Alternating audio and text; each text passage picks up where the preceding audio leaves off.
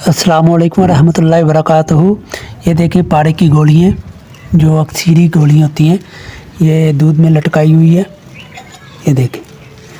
और अभी इसी दूध में से ये दूध अलहदा निकाल के ये वाला, ये देखें। तो इसमें ये लीमू जो है ना वो निचोड़ा है।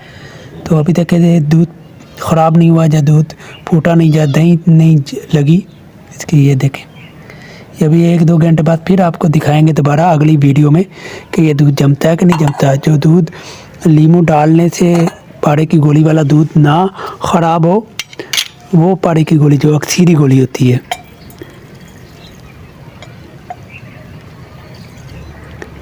क्योंकि वो फ़ौरन, क्योंकि दूध हमारे जिस्म में फ़ौरन जाते ही ख़राब हो जाता है, दही की शक्ल इख्तियार कर लेता है। और जो दूध हमारे जिस्म में दही की शक्ल ना इख्तियार करे, इसी तरह रहे, वो दूध बेतहाशा फ़ायदा देता है और फ़ौरन खून में शामिल होकर खून बन जाता है।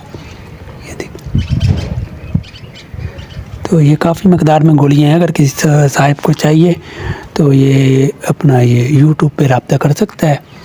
अपना अलूम9 कीमियातुल ख़ज़ाइन यूट्यूब है, उस पर भी। और ये मुस्तफ़ा लगाड़ी साहब के बेटे के इस यूट्यूब पे जहाँ आप ये वीडियो देख रहे हैं, वहाँ पे भी रब्ता करके ये आप ले सकते हैं गोली।